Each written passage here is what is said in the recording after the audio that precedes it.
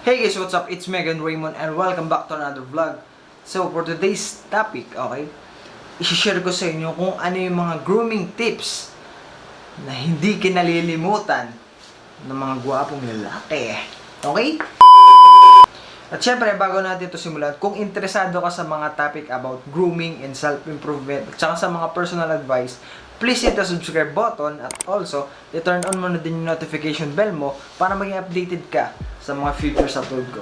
Number 1 is taking care of your lips. Paano mo i-maintain yung magandang labi is i-brush mo siya. Pag napapansin mo na namamalit-balat na yun, ibig sabihin basa-basain mo lang or gumamit ka ng lip balm. Number 2 is maintain na clean cut. Alam mo guys, when it comes to grooming, dapat tayo mga lalaki is i-maintain natin yung ganitong haircut. Yung clean cut na dapat magpagupit tayo every 2 weeks or twice a month, ganun.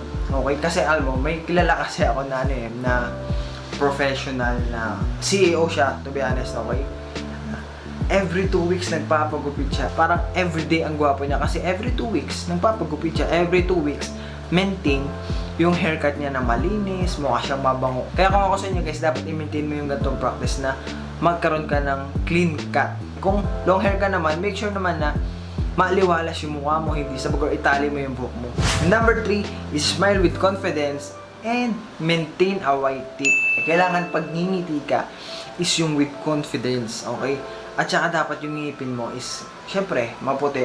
So don't worry guys, kung nag-worry ka kung paano mapuputi yung ngipin, meron akong ginawang video, i-check nyo na lang sa aking YouTube channel or ilalagay ko na lang sa description para ma-check nyo kung ano yung mga natural ways para mapuputi yung ating ngipin.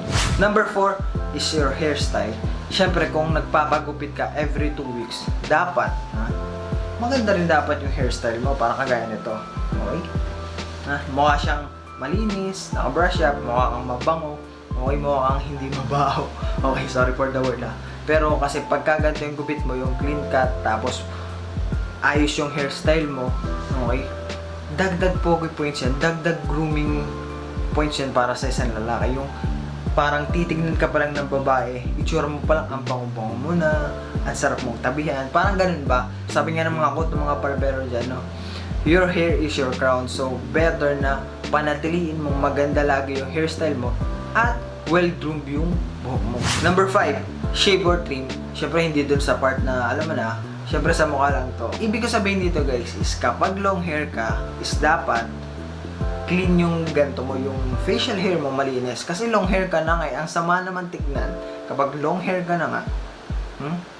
Tapos ang dami mo pang balahibo dito. Parang hindi na siya balance. Well, for me, it's my personal preference At saka, dito kasi sa Pilipinas guys, sobrang init. Kaya kung long hair ka na, tapos magpapabalbas ka na, good luck sa'yo. At kung short hair ka naman, or clean cut naman yung hair mo, okay, make sure lang na dapat meron kang at least konting buhok sa mukha. Kagaya nung sa akin, clean cut yung gupit ko, and naisipan ko na magpatubo dito ng konting balbas. Okay, tsaka malinis yung ganto, para kahit papano is mabango ka pa rin tignan. And bonus tip number 6 is yung quick mirror check. Okay, ito guys, kung mapapansin mo, yung mga ibang practice ng mga lalaki dyan, okay, meron silang mga maliliit na salamin sa gamit nila, okay, yung hindi man nila, mga stick lang na salamin para kahit pa paano makita nila, like yung sa ngipin nila pag kumain sila. At yung iba naman guys, yung sa bahay nila, like kung napansin yung bahay ni Jam ba yun? Hindi ko sure kasi alam ko nakita ko lang yun. Yung sa bahay ni Jam, meron silang malaking salamin sa tabihan na bago sila daw umalis na nagko-quick mirror check muna sila kung ayos ba yung damit nila, maganda ba yung collar nila, pantay ba, or maganda ba yung buhok nila, may lumabis ba ng makeup kay Camille, parang ganun ba? Is nagko-quick mirror check sila, ginagawa nila yun bago umalis ng bahay. And that's it for me today boys. Kung sa tingin mo is may natutunan ka or natulungan kita, nakapag-share ako ng mga tips kung paano panatiliin well-groomed ang sarili mo. Okay? Don't forget to subscribe to my YouTube channel at i-turn on mo yung notification bell mo para maging updated ka sa mga futures upload ko. Okay? I'm out boys. Peace. Cut!